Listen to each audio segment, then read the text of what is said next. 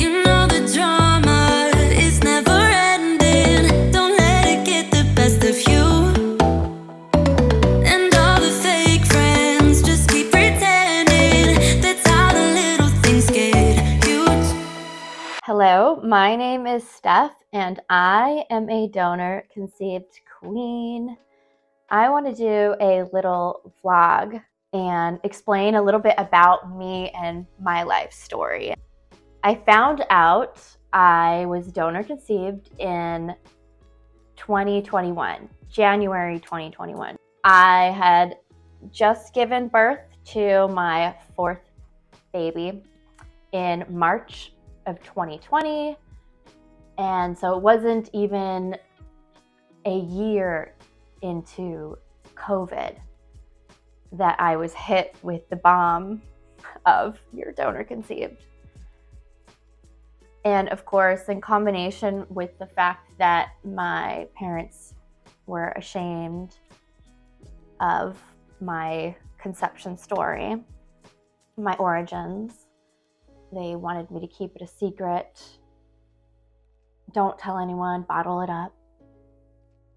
Add another secret to this family secret jar. There was already so many. So it really felt like the extra, where's my extra secret? It felt like this extra secret of being donor conceived that my dad, Peter's not my dad.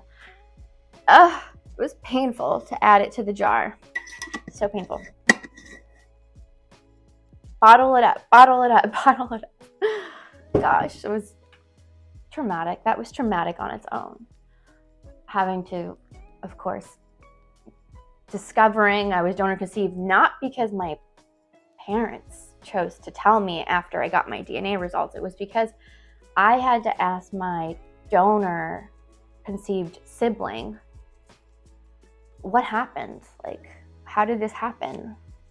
You know, how were you conceived? Because I'm really confused. My parents won't give me one story. I'm hearing that I was IVF from one person and the other, it was really traumatic. Then there I was having to deal with all of the emotions of being donor conceived, and I've got a newborn. I've got 3 kids home from school because all the schools are shut down. And then I'm pleading and conversing with my parents over the phone because we live in different states. And even seeing them in person, I'd have the same conversations with them about how abusive it was to continue the secret and continue to lie to me directly, but then also expect me to keep it a secret for them because they feel shame and guilt. And it was like, it was, the jar, it was fermenting with secrets. So for 2 years, I did my best. I was just healing. I kept it under wraps as best as I could because I was healing. Of course, it was healing every time I would talk about it during those 2 years with someone new or a family member was interested. You have a 23andMe test on your 50% Russian, Ukrainian, whatever. And then you're all these other things. What happened there? I'm like, really cool thing. I have to add to my life resume. I have to add this.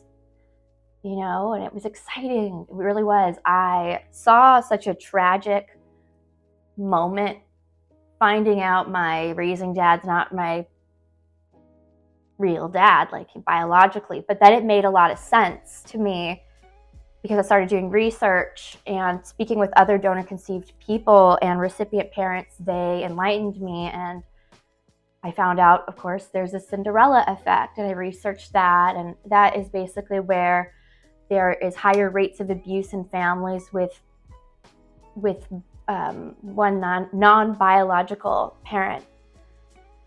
And that makes sense. I know he's on my birth certificate, and that, okay, great, but he's technically not biological to me, and he knew that. I'm going to throw that out there once again. They knew that. They knew that I was their second donor conceived child. How would it have been possible to not know I was donor conceived? Why did I question my raising dad? And I looked the part. I looked like I could be Peter's daughter, honestly. So they didn't use the same sperm donor for me. So my half brother that I was raised with, he's a different dad, and that was also traumatic to find that out. We both have different dads.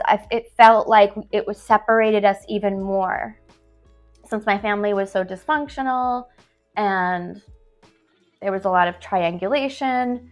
I wasn't a part of the family triangle. I always felt like the black sheep, and that made me question,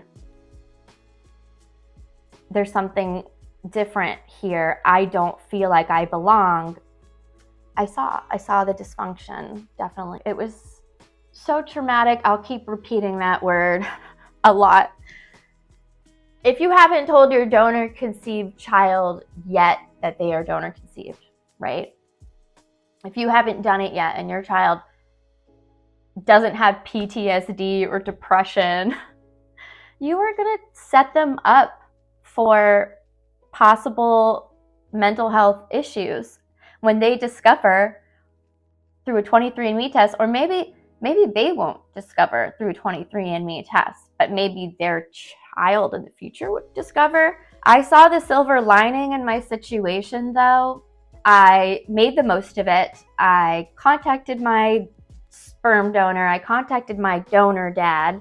Donor dad, this is funny for me, but I call him donor dad or DD just to make light of things, because he is my donor and he's also a dad to 4 biological half siblings of mine. So he's a donor and he's a dad. See? That in no way, shape, or form means that I'm calling him my dad. But I would love to meet him. I met up with my 5 new half siblings in the past year. I got to meet my donor conceived half brother's wife, who is an astronaut, a NASA astronaut, Jasmine. Oh my gosh, the honor. So cool. And I really had such a great time. If you're a donor conceived person and you're listening to this and you want to go meet your half siblings, my suggestion is to pick a neutral place. If possible, you can meet up at a coffee shop if you don't want to do the Airbnb idea. Maybe meet up for coffee or something, or just FaceTime each other. That's what we did too. After finding out through 23andMe that I was donor conceived, I immediately started connecting with my connections, my matches, and we were already on Facebook chatting with each other and doing FaceTimes and talking about our lives together. So magical. If you're a recipient parent and you're still not telling your donor conceived person, if you haven't told your donor conceived child yet that they're donor conceived, you're a parent right now and you're listening to me, please don't keep that a secret from them.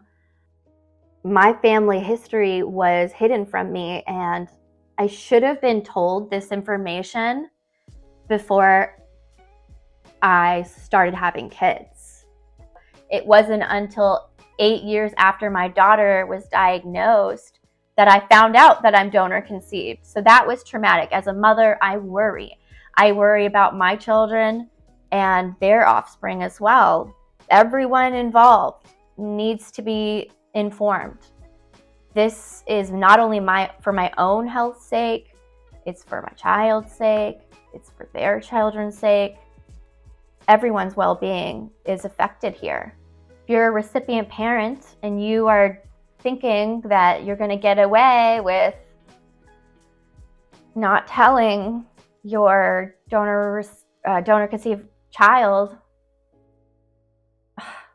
no, don't do that. It's not right. If you love your child, if you honestly love your donor conceived child, your child, you need to love them enough to put down your shame and guilt that you couldn't have a 100% biological child. For the sake of your child's health and mental health, it's best that we all agree that keeping secrets is wrong. Don't do it. Okay? That's my message today. But this is just my little vlog. I'm just gonna spit out whatever's on my mind and drop some comments down below. Let's get a discussion going. I wanna know if you guys have any questions.